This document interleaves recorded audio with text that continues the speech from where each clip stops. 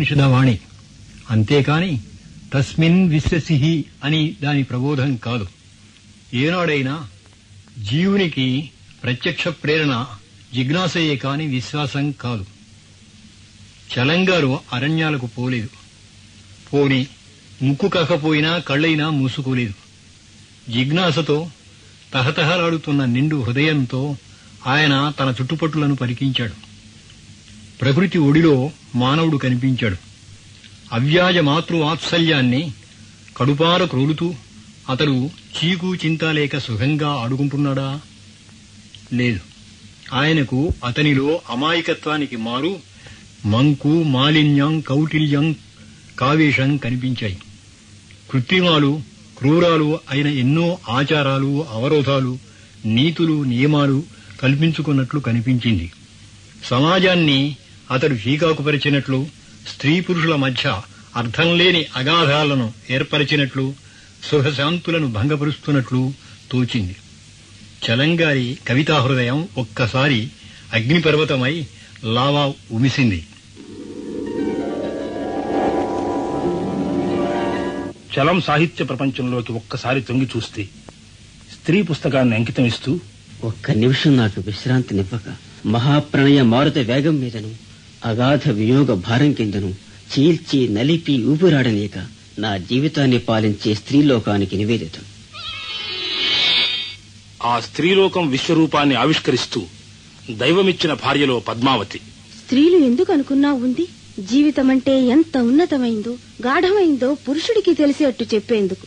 పురుషుల్ని ప్రోత్సహించి స్వర్గానికి ఎత్తేయాలి, అగ్నితో నింపేయాలి, నిర్జీవమైన బతుకులోంచి రక్షించాలి. మైదానంలో రాజేశ్వరి. భయానికి మోహానికి భేదం తెలియని ఆయనతో ఒక మంచం మీద పడుకోవడం కన్నా మన్మథునికి అపకారం వేరే ఏమైనా ఉందా? అమీనా అనే ప్రేమరూపాన్ని అన్వేషిస్తూ శ్రీచలం. అమీనా, నిన్ను వదిలి ఎందుకు నడిచాను? చీకటి నిప్పులోకి, అందమైన కంచెలోకి, గుండెలేని గులాబీ దగ్గరకు.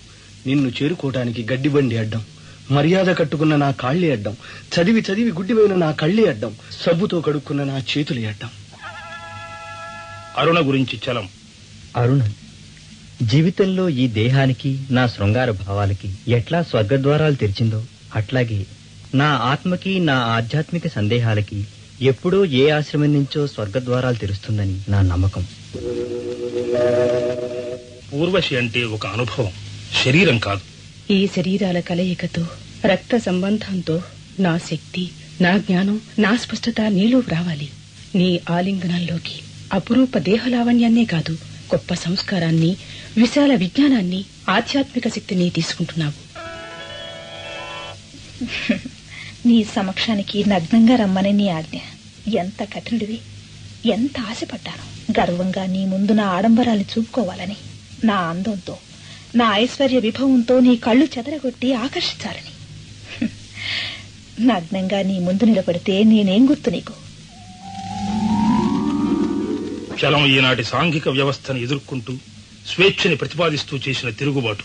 ఓ పండితుడా, పచ్చని ఎండని, వెచ్చని ఎండని, చురుకైన మేకపిల్ల గెంతుల్ని, అందమైన బిడ్డల చిరునవ్వుల్ని హాయిగా నా గుడిసెలో కూర్చుని అనుభవించే బేదవాణ్ణి. ఓ పండితుడా, నువ్వు ఉద్ధరిస్తావా? నువ్వు ఆ ఆనందాన్నే పుస్తకాల్లోనూ బొమ్మల్లోనూ వర్ణిస్తేనే కాని గుర్తుపట్టలేని నువ్వు ఉద్ధరిస్తావా?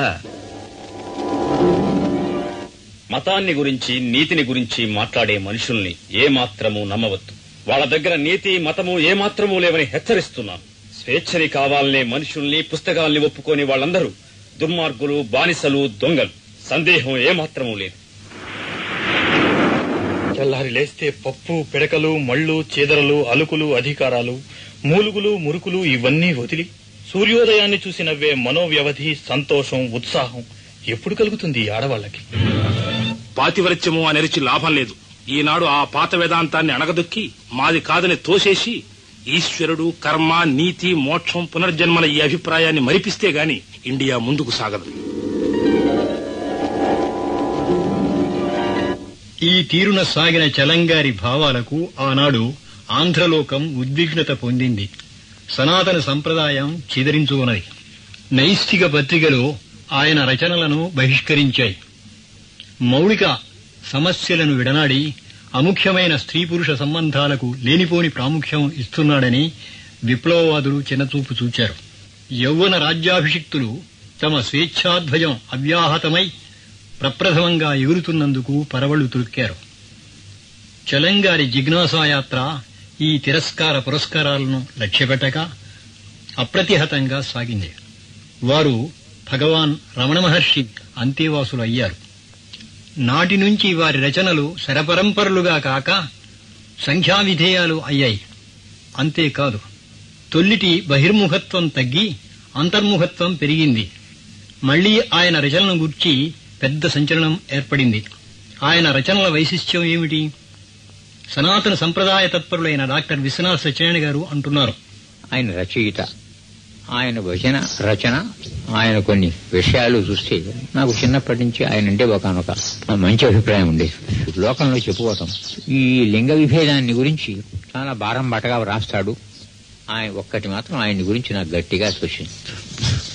మేము పెద్దగా రాస్తున్నాము అనుకునేటువంటి తెలుగు రచయితల కంటే ఆయనకి తెలుగు భాష చాలా చక్కగా వచ్చు.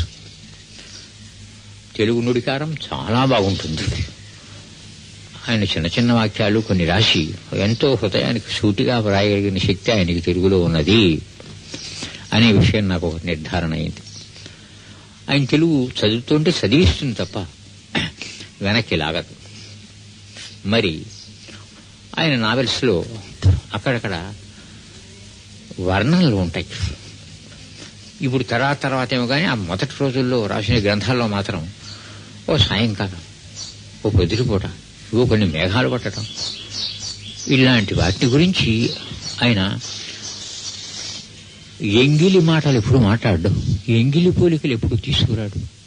తన స్వానుభవంలో ఉన్నటువంటిది పరమేశ్వరుడు తనకు అనుగ్రహించినటువంటి ఆ వాక్ యొక్క శక్తితో తెలుగులో చాలా ఆశ్చర్యంగా చెబుతాడనిపించింది నాకు. అలా వర్ణనలు చేయటం కష్టం, అలా చెప్పడం సరే. భాషల గురించి ఇంతకు ముందు చెప్పా కదా, అటువంటి చక్కని భాషలో ఆయన చెప్పిన వర్ణన మాత్రం నాకు చాలా సుమనోహరంగా ఉంది. ఈయన చాలా గొప్ప రచయిత. అతని యొక్క భాష ఎట్లాంటిది, అతని శైలి ఎట్లాంటిది, అతని అనుభవ స్వరూపం ఎట్లాంటిది, అతని కల్పన ఎట్లాంటిది, అతని ఊహ ఎట్లాంటిది. ఏ రచయిత అయినా సరే నాకు ప్రధానం అవి. ఆ రీతిగా ఆయన్ని చూస్తే నా ఉద్దేశంలో ఆయన ఎప్పుడు తక్కువవాడు కాదు. నేను ఎప్పుడు ఆయన్ని ఆ దృష్టితో తక్కువవాడుగా వచన రచనా శైలిలో చూడలేదు. ఈయన తర్వాత చివరికి వెళ్లి రమణ మహర్షి ఆశ్రమంలో చేరాడు అంటే మారాడేమో అనుకున్నాను. ఆయన మారలేదంటానికి వీల్లేదు. ఆ మారడం ఒక విధమైన చమత్కారమైన మార్పు. కానీ ఆయన మారిన తర్వాత అయినా లోకంలో ఆయన మారలేదన్నట్లుగా ఆయన్ని పట్టుకుని సర్దుకుని సమర్థించుకుంటూ వచ్చే జనం ఎక్కువైంది. ఇవాళ ఆయన యొక్క రచనలు కాని, ఆయన ఊహలు కాని, వీటిని బట్టి ఆయన ఎందు ప్రేమ చూపిస్తున్న వాళ్ళు ఎంతమందో నాకు తెలియదు. ఆయన రాసిన పూర్వకాలమునందలి లైంగికమైన విషయముల మీద ఆయన రాసినటువంటి వాటి మీద ఉన్నటువంటి అభిప్రాయాలు, వాటిని పురస్కరించుకుని ఆయన్ని ఇవాళ నిలబెడుతున్నారేమో నాకు ఉద్దేశ్యం. నేను వెంకటచలం గారిని గురించి ప్రధానంగా చెప్పదగింది ఆయన తెలుగు చక్కని తెలుగు. మనం మాట్లాడుకుంటుంటుంది మరీ కృష్ణా గోదావరి జిల్లాల్లో ఉండేటువంటి సొగసైన తెలుగు. ఆయన వర్ణనలు చాలా స్వతంత్రములు, ఆయన అనుభవించి చేసినవే తప్ప ఎవరో చెప్పినవి ఏదో తీసుకొచ్చి మా ఈ ప్రసిద్ధములైనటువంటి ఈ ఛందశాస్త్రానికి అనుగుణంగా రాసేటువంటి కవులు చాలా మంది ఉన్నారు. వాళ్ళ వర్ణనల్లో ఒక్కటి స్వతంత్రం కనిపిస్తే ఒట్టు. వెంకటచలం గారి పుస్తకాలు గనక ఎవడైతే ఒట్టి అచ్చమైన తెలుగు కోసం ఆయన చేసిన వర్ణనలో ఉన్నటువంటి స్వాతంత్ర్యం, స్వానుభూతి కోసం చదువుతాడో అన్నాళ్ళు ఆయన పుస్తకాలు నిలుస్తాయి. సెలవు. ప్రాతకృతులలో మేలును ఆదరించాలని కోరే శ్రీ ఇంద్రగంటి హనుమత్ శాస్త్రి గారు, దేశానికి చలం ముందు రచయితగా, తర్వాత ఏదో కనీ కనపడని దివ్యజ్యోతి కోసం, ఆధ్యాత్మిక ఔన్నత్యం కోసం నిరంతరాన్వేషణ సాగించే మహాసాధకుడుగా దర్శనమిస్తారు. ఆయన చేసిన సాహిత్య రచనకందరికీ కేంద్ర బిందువు స్త్రీ. ఆమె చుట్టూ ఆయన సాహిత్య ప్రపంచం అంతా అల్లుకుని ఉంది. అధోలోకాల నుంచి ఆకాశపథం దాకా ఆయన ఎత్తుకొని స్త్రీ సమస్య లేదు. దానిలో విశృంఖల శృంగార జీవితం, అణిగిపోయే స్త్రీ ఆత్మవికాసం కోసం పడే తహతహ, సంఘాన్ని ఎదురొడ్డే మొండితనం, అందరిపైన వెలిగే ఆత్మతేజస్సు స్పష్టంగా కనబడతాయి. క్లుప్తంగా చెప్పవలసి వస్తే ఆయన దృష్టిలో స్త్రీ కన్నీరు వర్షించే ఒక కరుణామూర్తి, పన్నీరు వెదజల్లే సౌందర్య దేవత, లోకానికి సరాలన దిగిన విద్యుత్కాంతి. ఆయన రచనలో క్రమంగా ఎదిగిన స్త్రీ అమీనాలో, అరుణలో, ఊర్వశిలో క్రమ వికాసంతో విరాణమూర్తిగా కనిపిస్తుంది. ఈ వికాస క్రమం గమనించిన వాళ్ళకి, కేవలం ఆయన శైలికి లొంగిపోయేవారికి, కథల్లోని లాలసకే ఆకర్షింపబడిన వారికి ఆయన సాహిత్య రచనలోని లోతులు ఎత్తులు కనపడవు. చలంలో విద్యార్థి దశ నుంచి నమ్మిన ఉద్యమానికి కట్టుబడి దాని అంతు చూడడానికి ప్రయత్నించడం చూస్తాం. పైకి తళతళలాడుతూ కనిపించే సంఘంలోని అవకతవకలు, అనూచాన ఆచారాల్లోని అనాచారాలు ఆయన్ని కదిపి కుదిపి ఒక నిరంతర సత్యాన్వేషణశీలిగా చేశాయనుకుంటాను. మ్యూజింగ్స్, మృత్యువు మొదలైన రచనల నాటి నుంచే నిరంతరం కాల్చే ఆయన అంతస్తపన హృదయ దీపాన్ని ఆరిపోనీయకుండా కణకణ వెలుగుతూ తన సాధ్యం కోసం తను తాను ప్రశ్నించుకుంటూ, తను తాను నరుక్కుంటూ ముందుకు పోవడం కనిపిస్తుంది. మృత్యువులో నిరీశ్వరవాది చలం అధికారిని వేసిన ప్రశ్నల్లో ప్రదర్శించిన అశాంతిలో ఈ నిజం కనిపిస్తుంది. ఆయన అంతశ్చేతన ఎన్నో విషయాల్ని నిర్మోగమాటంగా, నిష్కరుణంగా చర్చించిన సంగతి మనం చూస్తాం. మ్యూజింగ్స్ లో నేను ఈశ్వరుడు, నాకన్నా వేరే ఈశ్వరుడు లేడు, నాలో కట్టుబడ్డాడు ఈశ్వరుడు, అందువల్లనే ఈ బాధ అంటే ఈయన అద్వైత సిద్ధాంతానికి ఎంత దగ్గరలో ఉన్నాడో తెలుస్తుంది. ఒకసారి నేను చలంగారిని చూడ్డానికి వెళ్లి, భగవాన్ని చూసినందువల్ల మీకు కలిగిన లోకోత్తర అనుభవం ఏమిటి? అంతా చూడడం వేరు, మీరు చూడడం వేరు అన్నాను. ఆయన 2 నిమిషాలు గంభీరంగా చూసి చిరునవ్వుతో నాతో అన్నారు, భగవాన్ని చూడడానికి నిజానికి చాలా ప్రశ్నలతో వెళ్ళాను, కానీ జరిగిన చిత్రం ఏమిటంటే భగవాన్ ఎదుట చాలా మందిలో నేను ఒకడుగా ఒక పక్క ఒదిగి కూర్చున్నాను. ఆయన అక్కడున్న ఎవరి మీద దృష్టి నిలపకుండా సరాసరి ఒక చూపు నా వైపు చూశారు. దాంతో నాలో చెప్పరాని వేదన బయలుదేరింది. అంటే చండ్ర నిప్పుల మీద కూర్చోబెడితే ఎట్లా ఉంటుందో అట్లా ఆ చూపు నేను భరించలేకపోయాను. తర్వాత నేను అడగదలిచిన ప్రశ్నలన్నీ నాకే చాలా పేలవంగా కనిపించాయి. నేనేమీ ఆయన్ని అడగలేకపోయాను. తర్వాత ఎన్నోసార్లు ఆశ్రమానికి వెళ్ళాను. నాలోని శంకలకు, సంశయాలకు ఏదో తేజస్సు జవాబు చెప్పినట్టయింది. తర్వాత ఆయన తిరువణ్ణామలై వెళ్ళిపోయారు. రమణస్థానం నుంచి కొత్త దృక్పథంతో, వెలుగుతో చలం పుస్తకాలు అనేకం వెలువడ్డాయి. సత్యాన్వేషికి ఒకే మతం, ఒకే దర్శనం అంటూ ఉండదనుకుంటాను. ఆయన క్రైస్తవ మతతత్వం, జీసస్ ఔన్నత్యం చెప్పడానికి పుస్తకాలు రాశారు. భగవద్గీత మీద ఆయన విపుల వ్యాఖ్యానం క్రొత్త కోణాలను చూపుతుందనుకుంటాను. తర్వాత ఆయన యశోగీతాలు, యశోదా గీతాలు, విన్నపాలు, తెలుగు గీతాంజలి జ్ఞాపకం వస్తాయి. తెలుగులో వచ్చిన అనేక గీత అంజలుల కంటే అవి ఎక్కువ ఆత్మీయంగా కనిపిస్తాయి. చలం అరుణలో అన్నట్టుగా స్త్రీ ఆయనకు కైలాస ద్వారాలు తెరిచింది.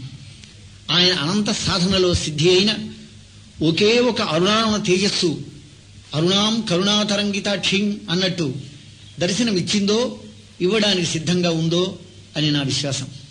చలంగారితో సన్నిహిత పరిచయం ఉన్న శ్రీ బివి నరసింహారావు గారు, చలంగారు అనుసరించింది ఒక అసాధారణ అనుపమ జీవిత విధానం. ఆయన రచనలు ఆయన జీవిత మథనంలో పుట్టిన సుధాపూరాలు. సత్యాన్వేషణకై తాను సాగించిన నిరంతర సాధనకు, ఆత్మ సంస్కారార్థం అనుభవించిన గొప్ప వేదనకు అవి పాదులు. అందుకే వాటిలో అంత నిజాయితీ, చ్యుతి, పరిణతి. చలంగారి చూపులోని లోతు, ఆలోచనల్లోని ఎత్తు, ఆశయాల వైశాల్యం అర్థం చేసుకోలేని అశక్త అప్రయోజక అంధలోకం ఆయన గారిని సంఘద్వేషిగా, సంప్రదాయ విరోధిగా చిత్రించి, ఆయన రచనల్ని బూతులుగా, అవినీతికి రీతులుగా నిర్ణయించి అసలు సత్యాన్ని అందుకోలేకపోయింది. అది ఒకనాటి మాట. నేడు చలంగారి రచనలు ప్రత్యేక శ్రద్ధతో పఠించి అర్థం చేసుకోవడానికి విజ్ఞులోకం సుముఖత ఉత్సుకత చూపడం మంచి మార్పు. చలంగారు సంఘ విరోధి కాడు, సంఘమిత్రుడు. సంఘద్వేషి కాడు, సంఘ సంస్కర్త. సంఘాన్ని అతడు తిడుతున్నాడంటే సంఘంలోని దుర్మార్గుల్ని వంచకుల్ని అతడు తిడుతున్నాడన్నమాట. సంఘం అంటే వ్యక్తులు, సంస్కారి వ్యక్తుల్ని మార్చాలని యత్నిస్తాడు. తద్వారా సంఘాన్ని ప్రభావితం చేస్తాడు. హృదయమున్న వాళ్ళకే కదా అతని మొరంతా. సంఘంలో ఇంత కుళ్ళు ఇంత మురికి ఉన్నదని చూపించాడంటే సంఘాన్ని పరిశుభ్రం చేయాలనే కదా. ప్రజకి ఇష్టమున్నా లేకపోయినా తాను నష్టపడ్డా రుష్టుపడ్డా వాళ్ళకతడు చెప్పడం మానలేదు కదా. చలంగారు కళాన్ని కత్తెలా ఝడిపించి నిర్భీకంగా నిలిచి సంఘహితమించి మత్తులోంచి మేల్కొమ్మని తట్టినందుకు, కాంతికి మూసుకునే కనురెప్పల్ని విప్పి చూడమన్నందుకు, దౌర్జన్యాన్ని కులగర్వాన్ని విడిచిపెట్టమన్నందుకు, అధికారాల్ని ఘనతల్ని హక్కుల్ని నిరసించినందుకు, ఆచరణాధికమైన ధర్మాన్ని దుష్కరమైన నీతుల్ని జన్మ స్వేచ్ఛని బోధించినందుకు సంఘంలో ఎంతో వ్యతిరేకత నింద ఎదుర్కోవలసి వచ్చింది. స్త్రీజాతి సముద్ధరణకు ఆయన కంకణం కట్టుకున్నారు. పురాణ పతివ్రతల్లోని ఉత్తమ గుణాలనే కాక అవగుణాల్ని ఆదర్శాలనడం వల్ల సంఘానికి కలిగే నష్టాన్ని గుర్తించి ఆ పాత్రలన్నీ తిరిగి తీర్చిదిద్ది వ్రాశారు. స్త్రీ శక్తిని ఆరాధించడం వల్ల ప్రేమకు ఆధ్యాత్మికోన్నతి సిద్ధిస్తుందని, స్త్రీ శక్తిని ఆరాధించడం దివ్యశక్తిని ఆరాధించడానికి తొలిమెట్టని వివరించారు. స్త్రీ కొరకు కాక తన కొరకే పురుషుడు తన పశు ప్రవృత్తిని పరిహరించుకోవడానికి స్త్రీకి స్వాతంత్ర్యం ఇయ్యాలని చలంగారి వాదన. సంఘక్షోభ రహస్య కార్యాల వల్ల కలుగుతుంది కానీ బహిరంగమైన స్వేచ్ఛ వల్ల ఎన్నడూ కలగదని చలంగారి అభిప్రాయం. హృదయాల ఐక్యమైన నాడు ఎవరు ఏ అధికారాల్ని కోరనవసరం లేని స్వార్థరహితమైన ప్రేమాలయాలుగా తయారవుతాయి సంసారాలు అని అక్షర సత్యాన్ని అందించారు. బిడ్డల శిక్షణ విషయంలో చలంగారి దృక్పథాన్ని శ్రద్ధతో గ్రహించవలసిందే. చిక్కులు చీకాకులు లేని పరిస్థితుల్లో పిల్లల్ని పెంచాలి. ఆజ్ఞలు పెట్టిగాక ఆటగా అలవోకగా బిడ్డలకు శిక్షణ గరపాలి. ఆది నుండి మంచి అలవాట్లు చెయ్యాలి. చలంగారి సాంఘిక దృక్పథాన్ని విదితం చేసే మచ్చుతురకల్లాంటి మరికొన్ని సూక్తులు. నీతులనబడే వారిలో ఔన్నత్యం, ప్రతిష్టాపూరితులనబడే వారిలో నీచత్వం కనబడ్డం ఇంత కాదు. వర్ణ విభేద కర్మ ఫలితాన్ని సంఘం నేడు అనుభవిస్తోంది. హరిజనులంటే చులకన భావం లేనంత మాత్రాన చాలదు. హరిజనులంటే సమభావం ప్రేమభావం కలగాలి. అధికారం రాగానే సర్వజ్ఞత్వం సకల సుగుణత్వం సర్వశక్తిమత్వం వచ్చిందనుకునే వాళ్ళు ఒట్టి అల్పులు. అందరి సౌఖ్యంలో నీ సౌఖ్యం ఉంది అన్నది ఎంతమందికి అర్థమవుతుంది? లంచాలతో తప్ప ఉద్యోగాలు దొరకవని చాలా కోపం ఈనాటి యువకుడికి అతని తండ్రికి. ఆ లంచం ఇయ్యగల తాహత లేదు గనుక. తాహతే ఉంటే వేరు మాట. డబ్బే లోకంలో చలామణి అయితే తెలివైన పొగడ్త డబ్బు చేయలేని పని చేసి పెడుతుంది. ఈశ్వర భక్తులకు అదే ధీమ, పొగడ్తతో ఈశ్వరుణ్ణి మోసం చేయగలమని. బ్రతికిన తండ్రికి జబ్బు చేస్తే వైద్యానికి ఖర్చు పెట్టిన కుమారుడు చచ్చిన తండ్రి కర్మలు వైభవంగా చేయడానికి ఖర్చు పెడతాడు, కన్నపిల్లల కడుపు కట్టి కూడా. చిత్రలేఖనంలో విశేష కృషి కావించిన శ్రీ ఆర్వి చిన్నారావు గారు. కన్నుగల ప్రతిజీవి ప్రకృతిని చూస్తుంది, కాని కంటిలోంచి అంతరంగంలోకి చొచ్చి చూసేవాళ్ళు ఎంతమంది? మనోనేత్రం నుంచి చూసిన నాడే అవతలి వస్తువు అనుభూతికి వస్తుంది. అనుభూతికి వస్తేనే ఆనందం. అప్పుడే బాహ్య ప్రకృతిలోని సౌందర్యం అంతరంగంలోని ఆనందమై కరుగుతుంది. ఆ సౌందర్యానికి ఈ ఆనందానికి భేదమే ఉండదు. సౌందర్యాన్ని అనుభవించడం నేర్చుకున్న నాడు స్వర్గమే నీ కరతలామలకం అంటారు చలం. సౌందర్యాన్ని గూర్చి తెలియడం అంటే అర్థం ఏమిటనుకున్నావు? అనుభవించే అర్హత కలగడం అన్నమాట అని కూడా అంటారు ఆయన. చలంగారి సౌందర్య భావన, దాన్ని భావన అనడం కంటే సౌందర్యానుభవం మనల్ని లోలోతులకు తీసుకుపోతుంది. కొత్తవానకి పచ్చనై అందమంతా పొంగినట్టు మెత్తగా మొలచిన గడ్డి, మంచు బిందువులు, మధ్యాహ్నం నీడల్ని దగ్గరికి లాక్కునే మర్రి చెట్లు, శ్రావణమాసపు ఉదయాలు, ముప్పాతికి చంద్రుడు, కలవలు, ఈ ప్రకృతి సౌందర్యంలో చలంగారి కలం అప్సరసలను సృష్టిస్తుంది. అదే ఆయన అనుభూతి. ఆయన అంటారు, మంచు వెన్నెల గాలి వాన చెట్లకు ఇచ్చే ఆనందాన్ని చూడనివాడు అంధుడు అని. శ్రావణమాసంలో ఉదయాలు ఈనాటికి కూడా ఆమెనే జ్ఞప్తికి తెస్తాయట. తడిగాలి వీస్తుంటే చీకటి మసగల్లోంచి ఉషాదేవి మళ్ళీ నడిచి వచ్చేదట ఆమె. ఆకాశం మీద సన్నని కాంతి చిక్కనై రూపమేర్పడి నడిచి వస్తోందా అన్నట్టు ఊగుతూ తమాషాగా కదిలేదట ఆమె తన దగ్గరికి. ఈ సృష్టికర్తను ఉద్దేశించి అంటూ, ఎందరిని నమ్మించి వంచించి చేరేవో నా పాలిటికి, నా ప్రాణాలు పిండడానికి. రాత్రికి రాత్రి నీ కోసం 1000 కళ్లతో వెదికే నక్షత్రాలను అడుగు, ఏడుస్తూ ఏళ్లకి ఏళ్లు ప్రవహించే నదుల్ని అడుగు, ప్రతిమూలా వెతుకుతూ పరుగులెత్తే గాలిని అడుగు, నీ ద్రోహాన్ని నమ్మలేక వెలవెలబోయే చందమామనడుగు, ఈ ప్రపంచాన్నే ఎత్తి నా చేతుల్లో పెడతానన్నావు, నక్షత్రాలనే గుచ్చి నా మెడలో వేస్తాన్నావు అన్నావు, మరిచిపోయావు. నేనెట్లా మరవు నిన్ను? పువ్వుల వెనక నుంచి నీ నవ్వులు, మబ్బుల వెనక నుంచి నీ దోబూతులు, నా కన్నీళ్లలో నీ నీడలు, నా సుఖాలలో నీ స్పర్శలు, నా నిద్రలో నీ రహస్యాలు ఎట్లా మరవను నిన్ను అంటూ వాపోతారు. ఈ విధంగా స్త్రీ సౌందర్యంలో ప్రకృతి సౌందర్యాన్ని, ప్రకృతి సౌందర్యంలో సృష్టికర్త కదలికల్ని దర్శించి సౌందర్యానుభూతిని పొందగల భావుకత్వం ఆయన పుటకతో తెచ్చుకున్నది. అసలు ఈ సౌందర్యం చూశామనుకుంటామే, అది మన మనసులు ఆ మాయను కల్పిస్తున్నాయి కావను. ఆ ఇంద్రజాలాన్ని కల్పించుకుని చూసే గుణం మనసులోనే పుడుతుంది కావను. ఎవరికి వారు వారి ఆకర్షణలను గుణాలను కల్పించుకుంటారు. అనుభవిస్తున్నామనే గుణాలను, రంగులను, బాధలను, భయాలను, సౌఖ్యాలను, ప్రేమలను మనసే కల్పిస్తోంది అంటారు. మళ్ళా చూసే సౌందర్యం ఎట్లా ఉపయోగించుకుందామనే ధ్యాసే కాని ప్రజల్లో సౌందర్యభావం చచ్చిందని ఆవేదన పడతారు చలం. సౌందర్యం మీద భక్తి ఉంటుందని కూడా మరిచిపోయారు గొప్ప కవులు, కళారాధకులు. సౌందర్యాలన్నింటిలోకి సౌందర్యమైంది సుందరమైన జీవితం. దానికి సూత్రం సుందరమైన ఆత్మ. స్త్రీ ప్రకృతి సౌందర్యంలో జీవిత సౌందర్యం చలంగారి పరిశీలనలో పదనుదేరింది. సుందరమైన జీవితానికి సూత్రం సుందరమైన ఆత్మ అంటున్నారు. దీని మీద ఆయన చేసిన వ్యాఖ్యానం రెక్కలు దాచుకుని అనంతంలో విహారం చేస్తూ పాఠకుల్ని కూడా లాక్కుపోతుంది. స్త్రీ సౌందర్యానికి, సృష్టి సౌందర్యానికే ఆయన దృష్టిలో భేదం లేదు. స్త్రీ సౌందర్యంలో వాంఛ ఉంటుందని, ప్రకృతి సౌందర్యంలో అది ఉండదని వాదించేవారి ధోరణి ఆయనకు కిట్టదు. సౌందర్యం అంతా ఒక్కటే, ప్రతి చోట కన్ను కల్పించుకుంటున్న ఇంద్రజాలం. చాలా సుకుమారమైన వాంఛనీయమైన ఇంద్రజాలం. ఇంద్రజాలమని తెలిసి కూడా మాయ చెదిరిపోని ఆనందం వీడని ఇంద్రజాలం. సౌందర్యము ఆనందము మాయ కావు, అందవికారము అసహ్యము మాయ. అన్ని సుందరమైన వస్తువులు వాంఛనీయమైనవి అయిపోవాలి అంటారు. అనంతమైన సౌందర్యం, ఆధ్యాత్మికమైన సౌందర్యం అనుభవించి చెప్పడంలో చలంగారి కలం అద్రిశిఖరాన్ని అందుకున్నట్టుంటుంది. అనంతత్వ గర్భంలోంచి కాలం కదలినప్పుడు ఏ మాయాతీరాన విజ్ఞానం చింది ఎగిరిందో ఆకాశాన ఇన్ని వెలుగుతుంపరులై మెరిసింది అంటారాయన. సౌందర్య పరిశీలన ఒక ఎత్తు, అనుభవం ఒక ఎత్తుగానూ ఉంటుంది చలంగారిలో. కవిత్వంలో అతి నవ్యతను అన్వేషిస్తున్న శ్రీ వేగుంట మోహన్ ప్రసాద్ గారు. చలం, నీ పాట ఎడతెగని నిరాశ చీకట్లో వాకిలి కానరాక శోకభారంతో అరిచే శాపోహత భక్తుడి భీతావహ తాపం అని చలం కవితాశక్తిని వజీర్ రెహమాన్ కీర్తించాడు. చలం రచన అంతా ఒక దిగులు పాట. అతని కవి హృదయం మహోజ్వలమైన తపో వేదనలో కమిలిపోయింది. అతని రచనలో శబ్దమే లేని తంత్రుల గానం పొంగుతూ ఉంటుంది. అతని కవిత్వం ఆత్మ నివేదన. చలం ప్రారంభ రచనలోని కవితా శిల్పం గతిశీలమైనది. ఈనాటి చలం కవితా హృదయం స్మృతిశీలం. అరుణ, మైదానం, అమీనా, స్త్రీ, మ్యూజింగ్స్ రాసి సమాజాన్ని మంచికో చెడ్డకో చీల్చి చెండాడాడు. ఆ తర్వాత గీతాంజలికి అనుకృతి చేసి స్థిమితపడ్డాడు. యశోదా గీతాలు, విన్నపాలు రాసి సమగ్రమైన సమన్వయాన్ని సాధించాడు. నాకు కవిత్వం చేతకాదు, ఏమీ పలకదు, ఆ ఛందస్సు ఇరుకు. నేను చెప్పదలుచుకున్నది చెప్పటానికి అన్ని భాషా నియమాల్ని తెంపులు చేసుకున్న నేను ఛందస్సులోకి, ఓ నడకలోకి ఇమడగలనా అని అన్ని కవితా రీతులను వదిలిన చలం ప్రతీకలను మాత్రం వీడలేదు.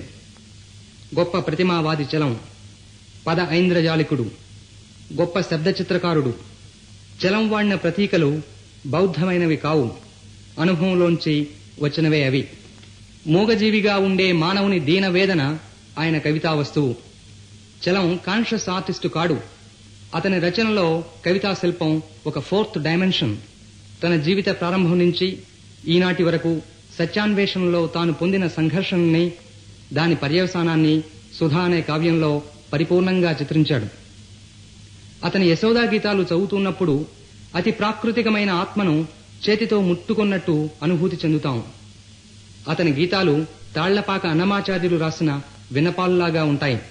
బీట్ కవి ఎలెన్ గిన్స్బర్గ్ రాసిన హౌల్ కావ్యంలో సంస్కరింపబడని భావ ప్రకటన ఉంటుంది. చలం ఏనాడో ఈ రచనా విధానాన్ని చేపట్టాడు. చలం పుస్తకాలు మాట్లాడతాయి. చలం రచన చలం అంతఃకరణయే. చలం రచనలో ఇడియోలెక్ట్ ఉంటుంది. ఓ పువ్వు పూచింది అన్న గల్పిక ఒక మహాకావ్యం. అందులోని ప్రాకృతికమైన వర్ణన, ఆత్మపరమైన ఆధ్యాత్మిక ఆవేశం రచయిత ఊహించిన మధుర లోకానికి ప్రతీకలు. కాళ్ల కింద చీమల కాళ్లు విరిగిన చప్పుడు వినగలిగిన కవి చలం. కలంలోంచి నెత్తురు ఒలకాలంటాడు చలం. ఆయన వాడే సంస్కృత శబ్దాల వలన వచ్చే నాదం మనలో వెంటనే శాబ్దికమైన అనుభూతులను రేపుతుంది. ఆయన గీతాంజలి అనునాదంలో ఒక విశిష్టమైన అంతర్లయ ఉన్నది.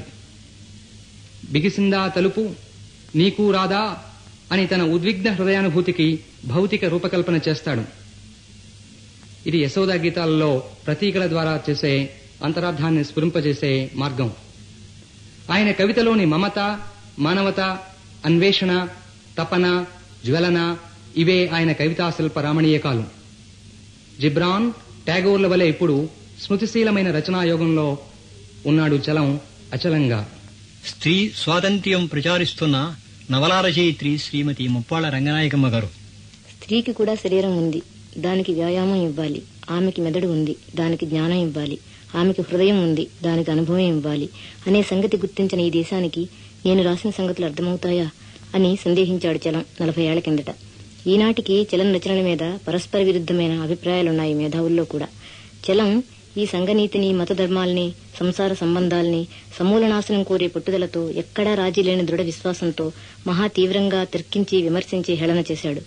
ఈ హేళనకు ఉడుక్కుని తిట్టుకుని ఆయన్ని సంఘపరంగాను సాహిత్యపరంగాను వెలేసి కసి తీర్చుకున్నారే గాని ఆయన్ని ధిక్కరించగల వాదంతో గాని నిజాయితీతో గాని ఎవ్వరూ జవాబు చెప్పలేకపోయారు.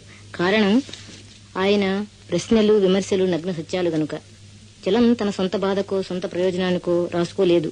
అజ్ఞానాంధకారంలో, సాంప్రదాయాల ముసుగులో కీటకాల వలె నికృష్ట జీవితాలు గడిపే సాటి మనుషుల హృదయ కుహరాలపై పొరలు చీల్చి జ్ఞానమనే, తర్కమనే, చైతన్యమనే సూర్యకిరణాల కాంతిపుంజాలు చొప్పించి శతాబ్దాలుగా కరడు కట్టిన మేధలను కదిలించి అంతరంగాలలో లీలగా రహస్యంగానైనా ఊహించలేని విషయాలను నిర్మోహమాటంగా, నిర్భయంగా, స్పష్టంగా కాగితాల మీద రాసి చదువుకోమని సంఘం మీదకు విసిరాడు. అటువంటి అనేక రచనల్లో స్త్రీ ఒకటి. సంఘంలో స్త్రీ జీవితం మహా చీకటిగాను, ఇరుకుగాను, నీచంగాను ఉండటం చూసి ఓర్చలేక, భరించలేక ఉద్రేకపడి యుగ యుగాల గాఢ నిద్ర నుండి స్త్రీలను తట్టి తిట్టి మేల్కొల్పే మహాయజ్ఞం అది. పురాణ పాతివ్రత్యం స్త్రీలకు వికృత రూపమిచ్చి తోలుబొమ్మల్ని చేస్తే వాటికి ఏ మూలనన్నా కొంచెం జీవము, సౌందర్యము, ఎముకలు, రక్తమాంసాలు ఉన్నాయేమోననే ఆశాన్వేషణ అది. తమ ఆశలు, కోర్కెలు, తిరుగుబాటు నైజము, స్వేచ్ఛకై పెనుగులాట ఎంతో ఉత్తమమని తెలియక అశాంతికి, మనోవేదనకి లోనై కుమిలే నిస్సహాయ స్త్రీలకు నైతిక సహాయమిచ్చే అభయహస్తం అది. స్త్రీలపై అధికారంతో, క్రూరత్వంతో సంఘ శాంతిని, సంసార శ్రేయస్సును నిలపగలమనే జ్ఞానహీనుల కనువిప్పుకి, ఆత్మ మేలుకొలుపుకి సాహస ప్రయత్నం అది. చలం ఊహాగానంలో రూపొందే స్త్రీ సహజ స్వతంత్రాభిలాష గల మానవ ప్రాణి, వ్యక్తిత్వము, ఆత్మాభిమానము గల భార్య, జ్ఞానము, సహనము గల తల్లి, బాధ్యతలు, హక్కులు గల సంఘజీవి. సమస్త జీవకళలతో స్పందించే ఏ స్త్రీనైనా చలం స్త్రీగా గుర్తించవచ్చును. సుఖ నైవేద్యాలతో, అశ్రు తర్పణాలతో సాధించమని చలం చెప్పిన స్వేచ్ఛకి అనేకమైన బాధ్యతలు, హక్కులు ఉన్నాయి. ఒకరి స్వేచ్ఛ ఇంకొకరి స్వేచ్ఛ నిరకట్టే అధికారం నిరపడానికి కాదు. ఏ మనిషికి ఇంకో మనిషి మీద ప్రకృతి సహజంగా గాని, సంఘపరంగా గాని హక్కులు లేవు. స్త్రీ మీద పురుషుడికి, బిడ్డల మీద తల్లిదండ్రులకి, నౌకరి మీద యజమానికి ఇప్పుడున్న హక్కులన్నీ అక్రమ మార్గంలో దౌర్జన్యంతో సాధించి నిలబెట్టుకునేవి. ధనము, హోదా, ఆడంబరాలు, కులమతాలు అనే విలువలు మనుషులు కన్నెత్తి చూడదగ్గవి కూడా కావు. ఈ దృష్టితో చలం కోరిన ముఖ్యమైన మార్పులేమంటే నీతి సూత్రాలే గాని నీతి లేని సంఘాన్ని, రసహీన కర్మకాండలే గాని ధర్మం లేని మతాన్ని త్యజించి, విస్మరించి స్త్రీ పురుష భేదం లేకుండా అందరికీ శాంతి సుఖాలిచ్చే కొత్త నీతిని, న్యాయాన్ని నమ్మండి. భావ పరివర్తన కలిగించలేని విద్యని, ఆర్థిక స్వాతంత్ర్యం ఇవ్వలేని ప్రభుత్వాన్ని కూలదూసి మానవ సంస్థల నిర్మాణానికి విప్లవాత్మక కృషి చెయ్యండి. మన వైవాహిక తతంగాలు, శూన్య అంధకార గృహ వ్యభిచారాలు చెదరించి, ధిక్కరించి స్త్రీ పురుషులిద్దరూ విద్యాధికులై, ధీరులై, సంస్కారులై, స్వేచ్ఛాప్రియులై, గౌరవానురాగాలతో, స్నేహమాధుర్యంతో, ఒకరికై ఒకరి ఆత్మార్పణలతో, సేవలతో, త్యాగాలతో సంపూర్ణ జీవితాలు అపశృతులు లేని మధుర గానం వలె అనుభవించి ధరించండి. మనుషులకై ఆయన చూపిన మహత్తర దివ్యలోకం అది. రాజకీయంగా మనం కోరే సమసమాజ నిర్మాణానికి సాంఘికంగా భావ పరివర్తన కలిగించే విప్లవకారుడీ చలం.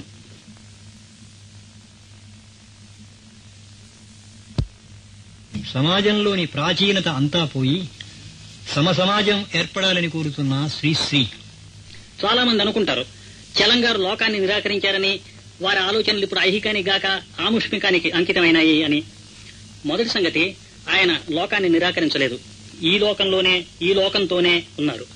రమణాస్థానం ఎక్కడో చంద్రగోళంలో లేదు. రెండోది, చలంగారి దృష్టిలో ఆముష్మికం ఐహికానికి వ్యతిరేకం కాదు. 50 ఏళ్ల కిందట వారి మనస్సు ఎంత వాడిగా వేడిగా ఆలోచిస్తూ ఉండేదో ఇప్పటికీ అలాగే ఆలోచిస్తోంది. ఇప్పుడు కూడా ఈ లోకం గురించే, ఈ లోక ప్రజల గురించే ఆలోచిస్తోంది. అయితే ఒకప్పుడు ఆ మనసులోంచి కథలు, నాటకాలు, మ్యూజిక్స్, కనీసం నా ఒక్కడి విషయంలో సాహిత్య విమర్శ వచ్చాయి. ఇప్పుడు ఆ మనస్సే లోకాన్ని ఆవరించింది. అదే చలంగారి లోకం, చలం కలం వెలిగించిన లోకం. ఎందువల్లనో చలంగారిని 20వ శతాబ్దపు వేమనయోగిగా అభివర్ణించడం మానలేకపోతున్నాను. ఇద్దరికీ ఈ ప్రపంచపు చెడుపోకడల మీద ఒకే రకం ఒళ్ళుమంటుంది. అయితే ఎవరికంటే ఎవరు ఎక్కువ తీవ్రంగా విరుచుకుపడ్డారనేది తేల్చుకోలేకుండా ఉన్నాను. ఒక ముఖ్యమైన భేదం మాత్రం స్పష్టమే. వేమన విమర్శ ఇంట్యూటివ్ గా ఉంటే చలం విమర్శలు ఇంటలెక్చువల్ గా ఉంటాయి. ఇద్దరిలోనూ ఆవేదన సమృద్ధిగా ఉంటుంది. ఎటువంటి డొంక తిరుగుళ్ళు లేకుండా చెప్పిందంతా సూటిగా గుండె గుచ్చుకుపోయే విధంగా చెప్పడం ఇద్దరిలోనూ ఉన్న విశిష్ట గుణం. ఇందువల్లనే అనుకుంటాను పండితలోకం ఈ ఇద్దరికి సాహిత్యంలో స్థానం నిరాకరించింది. అయితే ప్రజలు మాత్రం వీరిని తమ సొంతం చేసుకున్నారు. ఈ 300-400 సంవత్సరాలుగా వేమన పద్యాలకు లోకుల రసనలే తాటాకులైనాయి.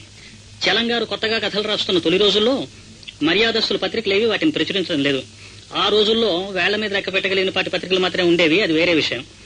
కుర్రకారు మాత్రం ఏ మారుమూల పత్రికలోనో చలంగారి కథ ఉంటే ఆ పత్రికను ఏదో విధంగా సంపాదించి ఆ కథను చదివేది. ఈ రోజుల్లో విప్లవ కథలు, కవిత్వాలు 1-6 ప్రచురించిన పత్రికలను 3 రూపాయలు 4 రూపాయలు అయినా కొని చదువుతున్న కుర్రకారులాగా. సోక్రటీస్ నానాటి ఛాందస్వర్గం ఏ కారణం చెప్పి విషం త్రాగించి చంపిందో మనకు తెలుసు. యువతరాన్ని పాడు చేస్తున్నాడు అనేదే ఈ కారణం. ఇదే ఫిర్యాదు ఈనాటికి చలంగారి మీద ఉంది. విషప్రయోగం చేయకపోయినా చలం సాహిత్యాన్ని విషంగా పరిగణించే ప్రబుద్ధులు ఈనాటికి ఉన్నారన్న సంగతి మనం మరిచిపోకూడదు. దేన్నైతే ఈ ఛాందస్సులంతా కాలకూట విషయమని అనుకుంటున్నారో దాన్నే నేటి అభ్యుదయ యువలోకం ఆరోగ్యప్రదాయకమైన అమృతంగా స్వీకరిస్తోంది. చలంగారితో వ్యక్తిగతంగా నాకు ఎక్కువ పరిచయం లేదంటే చాలా మందికి విచిత్రమని అనిపించవచ్చు. కానీ యథార్థం. వ్యక్తి పరిచయానికి మించింది మా అనుబంధం. నా మహాప్రస్థానానికి చలంగారు పీఠిక రాస్తే బాగుంటుందని నేను అనుకున్న మాట నిజమే. కానీ దాని దగ్గరుండి రాయించిన వాడు ఉభయమిత్రుడు జలసూత్రం రుక్మిణీనాథ శాస్త్రి. ఒక 10 సంవత్సరాలు అముద్రితంగానే చలంగారి రచన ఉండిపోవడానికి కారణం నా మహాప్రస్థాన గీతాలు అచ్చువేయడానికి ఏ పబ్లిషరు ముందుకు రాకపోవడమే. పీఠిక అని గాని, ఉపోద్ఘాతం అని గాని, మరే విధమైన శీర్షిక గాని లేనందున చలంగారి రచనకు యోగ్యతాపత్రం అనే శీర్షికను అచ్చుకిచ్చేయవలసిన తొందరలో నేనే ఇచ్చాను. కానీ అప్పటికీ ఇప్పటికీ కూడా ఇదో తొందరపాటు పనిగా నాకు అనిపించదు. ఆధునిక సాహిత్య విమర్శకు ఒక మ్యాగ్నా కార్టా లాంటి ఆ వ్యాసం నిజంగా నాకు యోగ్యతాపత్రమే అని భావిస్తున్నాను. చలంగారు సృష్టించిన సాహిత్య ప్రపంచంలో స్త్రీ పాత్రలే ఎక్కువగా కనిపిస్తారని, సెక్స్ సమస్య ముందు తదితర సమస్యలన్నీ తుడిచిపెట్టుపోయాయని కొందరు అనుకుంటారు. చలంగారి కథల్లోంచి, నవలల్లోంచి, నాటకాల్లోంచి మరోరాని పురుష పాత్రలను సంఖ్యాతీతంగా నేను జాబితా ఇవ్వగలను. పోతే ప్రధానంగా చలంగారి చర్చించింది సెక్స్ సమస్య కాదు, స్వాతంత్ర్య సమస్య. యావత్ భారతదేశము రాజకీయ స్వాతంత్ర్యం కోసం పోరాడుతున్న రోజుల్లో భావ స్వాతంత్ర్యం కోసం, మానసిక స్వాతంత్ర్యం కోసం తన కలంతో పోరాడిన వీరుడు చలం. రాజకీయ స్వాతంత్ర్యం సాధించి ఇంకా ఆర్థిక స్వాతంత్ర్యం కోసం సతమతమవుతున్న మనం చలం మహర్షి ఇదివరకే సాధించిన మానసిక స్వాతంత్ర్య గమ్యం చేరుకోవడానికి చాలా కాలం పట్టవచ్చు. కానీ ఆ గమ్యం వైపుగానే మానవ జాతి ప్రయాణం చేస్తోంది. భవిష్యత్తును చూడాలని బుద్ధి పుట్టినప్పుడల్లా చలం మహర్షి ఆశ్రమానికి వెళ్లాలనుకుంటూ ఉంటాను. భవిష్యత్తు ఎక్కడో సుదూరంలో లేదని, మన మధ్యనే, మన అందుబాటులోనే ఉందని చెప్పడానికి రమణాస్థానంలో చలంగారు ఉండడమే కారణం. చలంగారికి నేను ఎప్పుడు తరం రాసినా చలం మహర్షి అనే సంబోధిస్తూ ఉంటాను. ఈ ఋషిత్వం ఒకప్పుడు నేను కొంపెల జనార్దన్ రావులో చూశాను, ఇప్పుడు దాని చలంగారిలో చూస్తున్నాను. రాజ్యపాలన మనరింప రాజు కాడు, రాజయాతడు నిజ మనోరాజ్యమనకు. అది చలంగారి లోకం.